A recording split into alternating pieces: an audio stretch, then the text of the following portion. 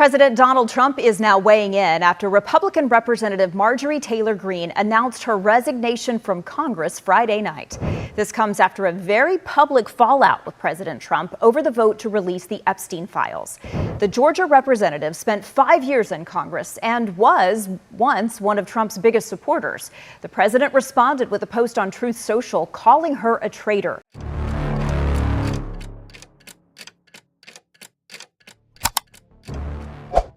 Desde finales de diciembre, la respuesta del Congreso a un memorándum clasificado rompió la rutina predecible de los canales institucionales. El 28 de diciembre, en Washington, 47 miembros del Congreso de los Estados Unidos, entre ellos 16 representantes del Partido Republicano, firmaron y difundieron un documento formal solicitando la renuncia inmediata del presidente en funciones. La iniciativa surgió de una reunión a puerta cerrada celebrada el día anterior, convocada con urgencia tras la circulación restringida de un memorándum clasificado que describía interferencias directas en operaciones militares sensibles. El contenido del documento, según informes de legisladores con acceso al material, sugería que las decisiones tácticas habían estado condicionadas a demostraciones públicas de apoyo político por parte de oficiales de las Fuerzas Armadas. La reacción inmediata a la lectura del memorándum no se limitó a la oposición tradicional. Por primera vez desde el inicio del actual mandato, parlamentarios con un historial de defensa incondicional de la presidencia comenzaron a posicionarse públicamente de forma disociada de la Casa Blanca. El impacto del episodio no se limitó a lo que ocurrió dentro de la sala en ese momento.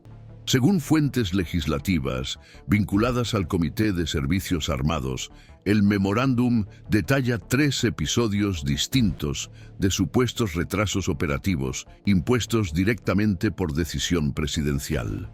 En cada uno de ellos, según la misma fuente, había instrucciones para que determinadas autorizaciones solo se liberaran después de que los oficiales se comprometieran a participar en eventos públicos relacionados con la agenda electoral. Aunque el contenido íntegro del documento sigue siendo confidencial, los extractos analizados por los expertos sugieren que se hizo un uso indebido de la autoridad del comandante en jefe con fines de capitalización política. Esta interpretación, aunque no consensuada, fue suficiente para impulsar una movilización legislativa con contornos institucionales atípicos. La formalización de la solicitud de renuncia fue acompañada por una declaración pública del presidente del Comité de Relaciones Exteriores de la Cámara, un parlamentario republicano con pasado militar que leyó el texto íntegro de la carta en el Pleno. El gesto se consideró simbólico, especialmente por el hecho de que partió de alguien que hasta entonces se había identificado como defensor de la actual administración. La declaración no fue seguida por pronunciamientos de los demás líderes partidarios de la base aliada, lo que se interpretó como una señal de cautela ante la gravedad de la denuncia. Por parte de los demócratas, la postura adoptada fue de contención estratégica, evitando politizar el episodio y permitiendo que la atención se centrara en el contenido del documento y sus implicaciones formales. Según informes obtenidos por medios especializados en cobertura legislativa, la decisión de divulgar la carta al público fue precedida por una ronda de opiniones jurídicas internas. Se consultó a asesores legislativos que trabajan en las áreas de defensa y constitucionalidad, quienes habrían respaldado la legitimidad de la iniciativa. Argumentaban que el contenido del memorándum excedía los límites aceptables del uso discrecional de la autoridad presidencial. El argumento jurídico en el que se basa la solicitud no se apoya en una divergencia interpretativa sobre la política de defensa, sino en un posible desvío funcional del cargo con fines electorales. En las horas siguientes a la lectura pública de la carta, los medios de comunicación comenzaron a divulgar detalles adicionales sobre el contexto en el que se habría redactado el memorándum. Informes paralelos indican que las operaciones afectadas implicaban medidas de protección en regiones inestables, lo que amplió la percepción de riesgo asociada a los retrasos. Aunque el contenido técnico del documento no ha sido confirmado en su totalidad, las declaraciones públicas de congresistas de ambos partidos consolidaron la percepción de que, al menos dentro del poder legislativo, la gravedad del episodio había superado cualquier margen de interpretación ambigua. En medio de este escenario, líderes militares retirados, asesores de seguridad nacional y centros de investigación en gobernanza civil militar comenzaron a emitir notas y análisis preliminares. La confluencia de manifestaciones sugiere que el episodio puede haber desencadenado no solo una crisis política, sino un debate institucional más amplio sobre los límites funcionales de la autoridad presidencial en tiempos de polarización aguda. El gesto de los parlamentarios, aunque sin efecto jurídico directo, señala que el tema ha superado la lógica electoral y ha pasado a interpretarse como una cuestión de funcionamiento sistémico. Para quienes siguen de cerca los acontecimientos institucionales, episodios como este exigen una lectura cualificada, sin atajos ni promesas de respuestas inmediatas. Es en este esfuerzo continuo por contextualizar y responsabilizar donde este canal se propone seguir contribuyendo. En este contexto, la lectura del memorándum por parte de parlamentarios de ambos partidos comenzó a provocar reacciones en otras instancias del sistema. El Departamento de Defensa, al ser consultado informalmente por miembros del Congreso, no confirmó ni desmintió la autenticidad del documento, pero indicó que se habían iniciado revisiones internas de rutina, lo que se interpretó como una señal de reconocimiento tácito de la seriedad del contenido. La ausencia de una negación explícita contribuyó a ampliar el campo de legitimidad institucional de la denuncia, lo que llevó a las comisiones del Senado a considerar la posibilidad de celebrar sesiones reservadas para examinar los elementos mencionados en la carta de renuncia. A partir de ese momento, el episodio dejó de ser un movimiento aislado de la Cámara y pasó a involucrar múltiples engranajes del sistema político y jurídico. Paralelamente, juristas con experiencia en derecho constitucional y especialistas en relaciones civiles militares comenzaron a debatir en foros académicos y editoriales cualificados los límites jurídicos del uso presidencial de la autoridad sobre las Fuerzas Armadas. Aunque la Constitución otorga al jefe del Ejecutivo un amplio poder de mando, esta prerrogativa está subordinada al principio de la supremacía del interés nacional, no a la conveniencia política personal. La instrumentalización de decisiones operativas como moneda de cambio para obtener apoyo electoral, de confirmarse, puede representar no solo una infracción ética o política, sino un punto de inflexión en la interpretación jurisprudencial de la función de comandante en jefe. Esta convergencia ayuda a comprender por qué el episodio generó reacciones inusuales, incluso entre sectores tradicionalmente reacios a los enfrentamientos institucionales directos. El avance del caso también puso en alerta a las estructuras de asesoramiento legislativo responsables de supervisar posibles violaciones de la Ley Hatch y otras normas que regulan el uso de recursos públicos en contextos electorales. Dependiendo de la comprobación de los hechos, el episodio podría clasificarse como uso indebido de la maquinaria pública en beneficio de la campaña. Hipótesis que abre la puerta a iniciativas de investigación paralelas en el ámbito del Departamento de Justicia. La Fiscalía General, aunque no se ha pronunciado oficialmente hasta el momento, está siendo presionada por grupos de integridad pública para que evalúe la apertura de una investigación preliminar. Este tipo de superposición entre esferas institucionales crea un ambiente de tensión difusa en el que ninguna autoridad parece estar exenta del deber de responder. Desde el punto de vista operativo, el episodio también activó mecanismos informales de articulación dentro de las Fuerzas Armadas. Oficiales de la Reserva y miembros de consejos estratégicos comenzaron a distribuir memorandos internos pidiendo cautela y reiterando la importancia de la neutralidad institucional. Aunque no se ha emitido ninguna declaración formal por parte de los mandos en activo, la circulación de directrices internas que refuerzan los principios de la cadena de mando y la no politización sugiere un movimiento de autoprotección institucional ante un escenario de potencial inestabilidad.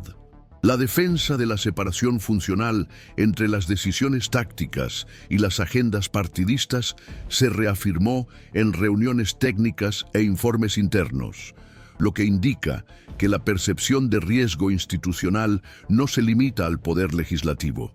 Es en este mismo periodo cuando institutos independientes comenzaron a publicar encuestas de opinión entre militares en activo y en la reserva.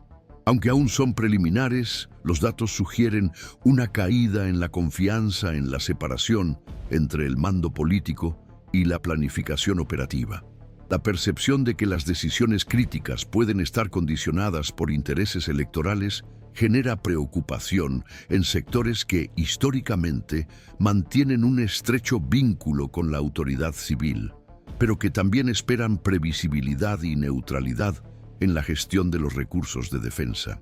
Este desajuste de expectativas entre la base operativa y el mando político profundiza la sensación de que hay algo fuera de la norma institucional. El debate también se ha trasladado al interior de los partidos. En el caso del Partido Republicano, la firma de la carta por parte de parlamentarios con un historial de lealtad al Ejecutivo ha creado una fisura interna difícil de recomponer. La dirección del partido aún no ha consolidado una estrategia única de respuesta. Mientras que algunos defienden un enfoque cauteloso, centrado en la crítica a la filtración del documento, otros consideran que el coste de mantener el silencio puede ser mayor que el riesgo de romper con la narrativa oficial. La ausencia de un discurso cohesionado debilita la capacidad de contener la crisis y expone al partido a un proceso de fragmentación progresiva. Por parte de los demócratas hay una contención retórica deliberada, con dirigentes que tratan de evitar cualquier gesto que pueda interpretarse como una explotación política del episodio. La opción es dejar que la crisis avance como un impasse interno del gobierno, preservando así la legitimidad institucional de la exigencia realizada por miembros de la propia base. A medida que se desarrollaban los hechos, las entidades civiles especializadas en control institucional y transparencia comenzaron a actuar como observadores cualificados.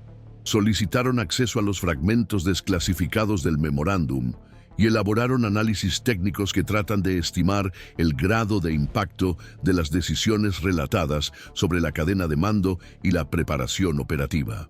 Algunos de estos informes preliminares ya indican que, incluso en los casos en que los retrasos se revirtieron a tiempo, el simple hecho de condicionar las autorizaciones a la manifestación de lealtad pública introduce un precedente que pone en tensión los marcos regulatorios vigentes.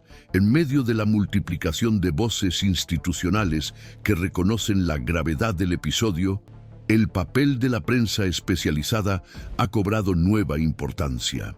Los grandes medios de comunicación han dedicado editoriales al análisis del caso, reforzando que el centro del problema no está en la disputa partidista, sino en la necesidad de reequilibrar la relación entre el poder político y las estructuras del Estado.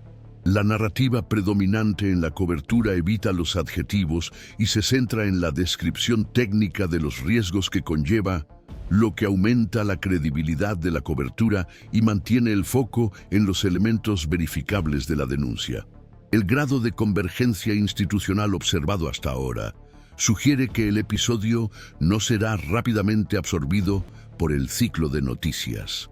La suma de manifestaciones públicas, consultas internas y movimientos cautelosos en diferentes esferas apunta a un esfuerzo coordinado, aunque no declarado, de respuesta institucional. Esta convergencia de reacciones, aún en fase inicial, es lo que permite afirmar que nos encontramos ante un episodio cuyos efectos tienden a prolongarse mucho más allá del ámbito inmediato de la política electoral.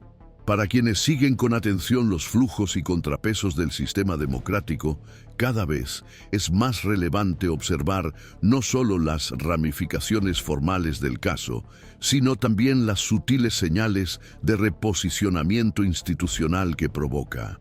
Es precisamente este tipo de análisis continuo el que fundamenta el trabajo de este canal, comprometido con ofrecer contexto, no ruido.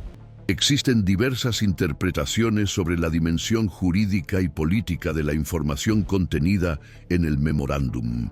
Algunos expertos en derecho público sostienen que, aunque las órdenes hayan sido emitidas directamente por el jefe del Poder Ejecutivo, sería necesario demostrar la intención explícita de obtener ventaja electoral para configurar una violación de las normas de responsabilidad administrativa. Por otro lado, juristas, entre ellos antiguos miembros del Departamento de Justicia, argumentan que la simple práctica de subordinar las decisiones operativas a objetivos ajenos a la finalidad institucional constituye un desvío de la finalidad y es susceptible de sanción. Así pues, el debate se centra menos en los actos en sí mismos y más en la motivación subyacente y en el grado de relación entre las órdenes emitidas y los intereses políticos inmediatos. Las disputas de este tipo no son inéditas, especialmente cuando se superponen las funciones ejecutivas y los intereses electorales. La diferencia en este caso radica en la relevancia de los protagonistas de la denuncia y en la ausencia de mecanismos internos de contención inmediata. El hecho de que parlamentarios históricamente cercanos al presidente asuman el liderazgo del cuestionamiento confiere legitimidad al episodio, lo que dificulta reducirlo a una simple disputa retórica. Al mismo tiempo, esto aumenta la complejidad de la gestión de la situación, ya que elimina de la narrativa oficial la posibilidad de atribuir las críticas exclusivamente a motivaciones oposicionistas. El efecto institucional aún es incierto. Algunos analistas consideran que el episodio puede definir nuevos parámetros sobre los límites del cargo de comandante en jefe durante los períodos electorales. La posibilidad de una revisión judicial sobre el alcance de la autoridad presidencial en asuntos militares, aunque remota, ha pasado a ser objeto de debate en círculos académicos. Otros expertos adoptan una postura más cautelosa, destacando que los precedentes de este tipo tienden a generar efectos simbólicos más que normativos. Independientemente del resultado, el episodio ya ha alterado la percepción pública sobre la neutralidad de las estructuras de mando, especialmente entre los sectores que tradicionalmente confían mucho en las instituciones militares.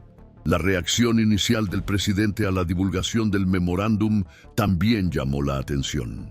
Al responder con ataques personales a los firmantes, sin aclarar técnicamente el contenido, el Ejecutivo reforzó la percepción de que la cuestión va más allá del ámbito narrativo.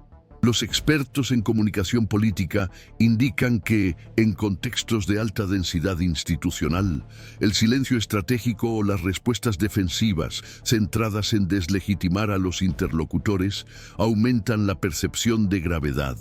Esta interpretación fue reforzada por los medios de comunicación que destacaron la ausencia de elementos objetivos capaces de refutar o relativizar el contenido técnico del documento filtrado. Mientras tanto, los parlamentarios que inicialmente se mantuvieron neutrales adoptaron posturas más cautelosas. Hay registros de solicitudes de sesiones internas adicionales, con el objetivo de reevaluar documentos y dictámenes relacionados. La reapertura de estos espacios puede interpretarse tanto como prudencia como una estrategia para ganar tiempo en un escenario político en evolución. La dinámica demuestra que el ambiente sigue siendo inestable, sujeto a cambios a medida que se hace pública nueva información o aumentan las presiones internas. el debate sobre la legitimidad de la filtración también ha cobrado relevancia. Abogados vinculados al Ejecutivo apuntan a la posibilidad de llevar el caso a los tribunales, alegando violación de los protocolos de seguridad nacional. Esta estrategia, sin embargo, enfrenta la resistencia de juristas que defienden la función social de la transparencia frente a los riesgos institucionales. La disputa sobre el origen de la filtración crea una capa adicional de litigios que, aunque no aclara directamente el fondo de la denuncia, amplía la inestabilidad institucional en torno al episodio. El sistema institucional de los Estados Unidos, aunque consolidado, no está libre de ambigüedades interpretativas. El actual estancamiento pone de manifiesto que incluso en democracias maduras, los mecanismos de controles y contrapesos dependen de la disposición activa de los agentes para cumplir con sus responsabilidades. La iniciativa de los 47 parlamentarios, aunque no tiene efecto legal obligatorio, actúa como una alerta. Reafirma el papel del poder legislativo como guardián de los límites del poder ejecutivo, incluso si ello implica tensar las alianzas partidistas y asumir riesgos políticos individuales. Dependiendo de la evolución del caso, se pueden crear nuevas comisiones para investigar el alcance de las acciones denunciadas. La Cámara está evaluando solicitar declaraciones bajo secreto de sumario y solicitar la desclasificación parcial de fragmentos del documento para permitir un mayor escrutinio público. Estas medidas, si se adoptan, pueden ofrecer nuevas perspectivas sobre la práctica denunciada y sus efectos en la cadena de mando. Por el momento, se observa una combinación de silencio estratégico, respuestas fragmentadas y rearticulación de alianzas institucionales en busca de equilibrio. Los analistas cercanos al núcleo jurídico del Congreso afirman que las posibles consecuencias formales dependerán más de la capacidad interna de las instituciones para absorber, procesar y reaccionar de manera proporcional que de la presión externa. Este enfoque refleja la lógica del sistema estadounidense que prioriza las soluciones internas y confía en la resiliencia de sus propios mecanismos. Aún así, sigue habiendo dudas sobre si este modelo será suficiente para hacer frente a un episodio que cuestiona no solo la conducta presidencial, sino también la propia arquitectura de la autoridad civil sobre asuntos militares. En resumen, lo que está en juego no es solo una disputa puntual sobre prácticas cuestionables. Se trata de un debate más amplio sobre los límites del poder presidencial, la lealtad partidaria y la durabilidad de las fronteras entre el interés público y la conveniencia electoral. El desenlace institucional, jurídico y político sigue siendo incierto, pero ya es evidente que el sistema ha sido puesto a prueba y que los próximos movimientos serán observados con atención por actores internos y externos. En este canal, seguimos acompañando los ciclos institucionales que no se resuelven en titulares, sino en procesos complejos. Seguiremos analizando cada movimiento con claridad y responsabilidad, ofreciendo un espacio de seguimiento cualificado, sin atajos ni presiones retóricas.